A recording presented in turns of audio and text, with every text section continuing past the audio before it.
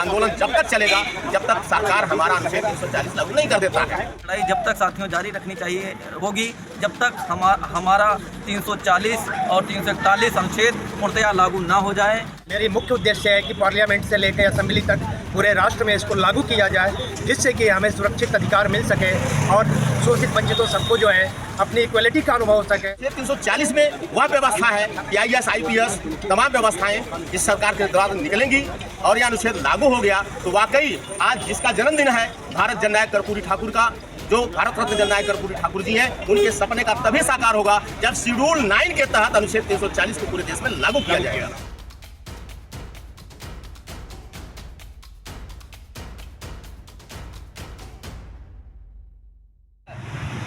मैं GK Sharma district Azamgarh Uttar Pradesh का रहने वाला हूँ।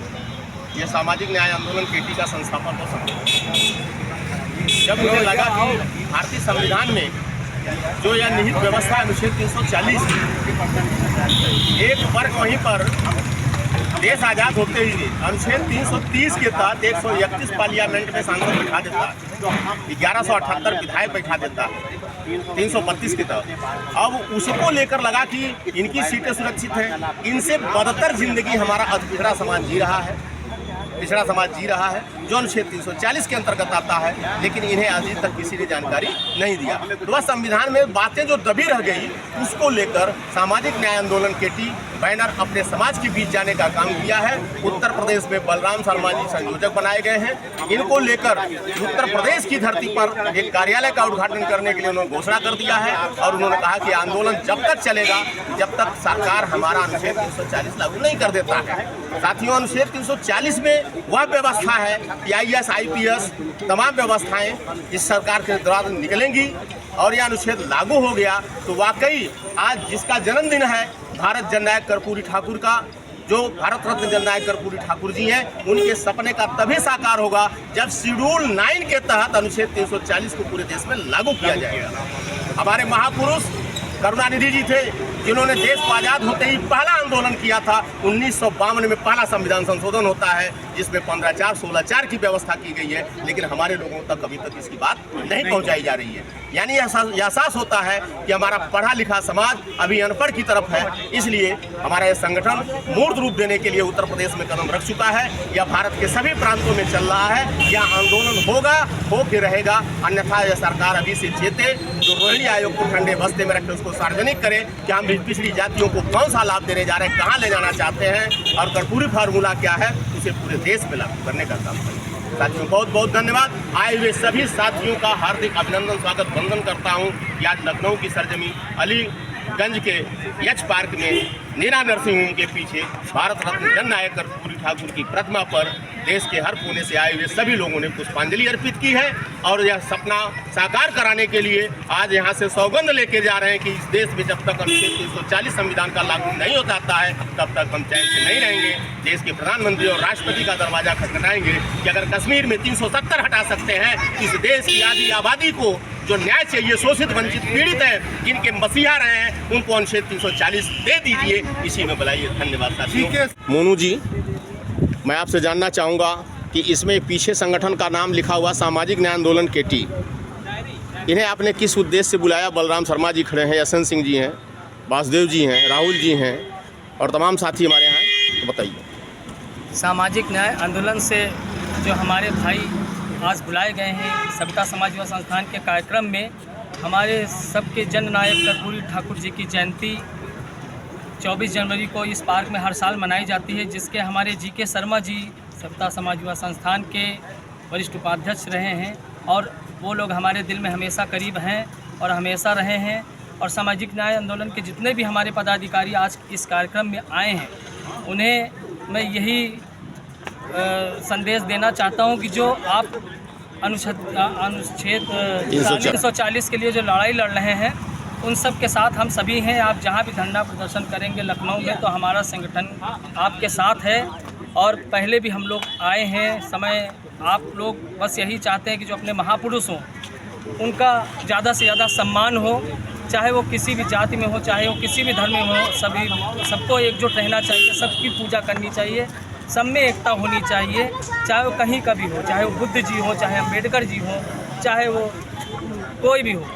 तो मेरा यही कहना है सामाजिक न्याय आंदोलन के पदाधिकारियों से कि जो आप लड़ाई लड़ रहे हैं उस लड़ाई में हम आपके साथ हैं, और हर साल सामाजिक न्याय आंदोलन के सभी पदाधिकारी इस कार्यक्रम में हमेशा भाग लें, और हमारे जी.के. शर्मा जी जो कि उपाध्यक्ष हैं वो हमेशा हर साल इसी तरह अपना आशीर्वाद और प्यार देते हैं। बहुत बहुत धन्यवाद। कर्पूरी ठाकुर अमर रहे, कर्पूरी ठाकुर अमर रहे, अमर रहे। साथियों, उत्तर प्रदेश के संयोजक बलराम शर्मा जी भी यहाँ उपस्थित हैं। सामाजिक न्याय आंदोलन केटी का बैनर लेकर यहाँ उपस्थित हैं। तो भाई बलराम जी, आप क्या संदेश देना चाहते हैं समाज को? सर, यहाँ कार्यक्रम में आए हुए सभी अतिथियों का मैं नमस्कार करता हूँ, और हमारे सविता समाज युवा संस्थान के महासचिव मोनू शर्मा जी हैं, इन्होंने बुलाया है। हमारा जो सामाजिक न्याय आंदोलन है इसका मेन उद्देश्य है, 8 सूत्री मांग है हमारी, जिसका सबसे मुख्य उद्देश्य है कि अनुच्छेद 340-41 जो संविधान में प्रस्तावित है वो गवर्नमेंट, केंद्र सरकार, कई बार हम लोग राष्ट्रपति को ज्ञापन भी दे चुके हैं, वो लागू हो, जिससे जो SC/ST को सुविधा मिल रही है न्याय पंचायत से लेकर ग्राम पंचायत से लेकर लोकसभा विधानसभा तक, वो हमारी पिछड़ी जात के लिए जो संविधान में नियत है, प्रस्तावित है, वो अभी तक हमें नहीं मिला। न किसी राजनीतिक पार्टी के, चाहे वो पिछड़ी जात के नेता हों चाहे SC के नेता, किसी ने मांग नहीं किया है। वो हमारे इस आंदोलन के संरक्षक और संस्थापक जी.के. शर्मा जी के द्वारा हम लोग ये चला रहे हैं, और बहुत बड़ा आंदोलन है। इसका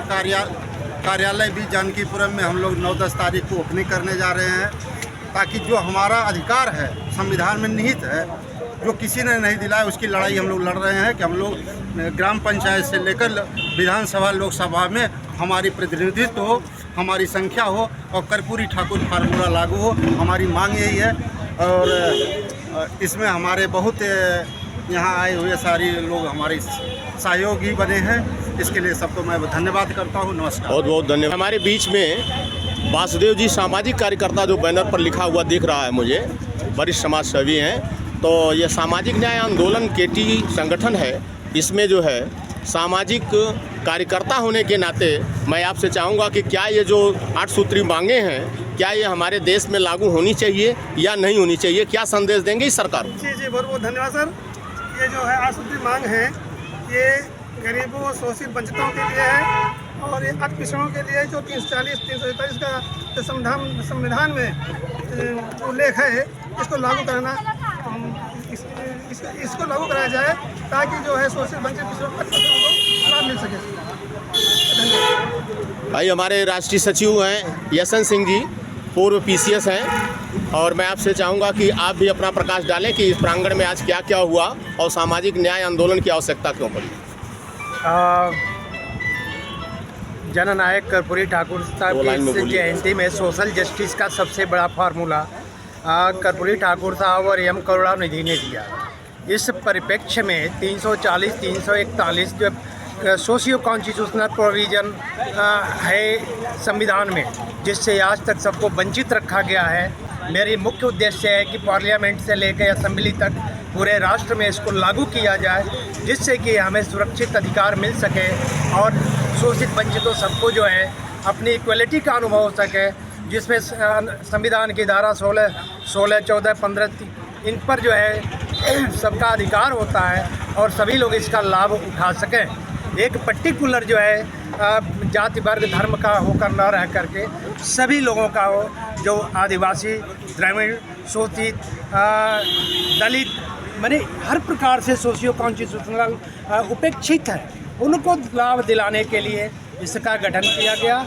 और इस बैनर तले जितने पदाधिकारी हैं ये सदैव इसके लिए तत्पर हैं और लड़ते रहेंगे जब तक कि लागू नहीं करती भारत सरकार, उत्तर प्रदेश सरकार। क्या कहना चाहेंगे आप? मैं सबसे पहले सबका आभार प्रकट करना चाहूँगा कि सभी आए हुए पदाधिकारियों को बहुत बहुत धन्यवाद, एवं आभार। और मैं माननीय जननायक कर्पूरी ठाकुर जी की 101वीं जयंती जो मनाई गई है बड़े हर्षोल्लास के लिए, और जो ये भीड़ एकत्रित हुई है उसके लिए मैं सबका बहुत बहुत धन्यवाद और आभार प्रकट करता हूँ।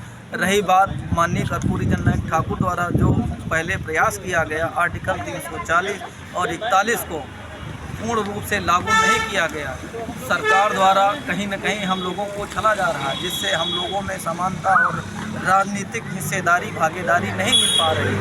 हम लोगों को ये लड़ाई जब तक साथियों जारी रखनी चाहिए होगी, जब तक हमारा 340 और 341 अनुच्छेद पूर्णतया लागू ना हो जाए, तब तक हम लोगों की लड़ाई जारी रहेगी। मेरा सरकार से यह आग्रह है कि अभी जग जाओ, नहीं तो ये बहुत बड़ा आंदोलन होगा और इसके लिए पूर्णतया हम सभी संगठन एक बैनर तले एकत्रित होकर आपको घेरने का कार्य करेंगे।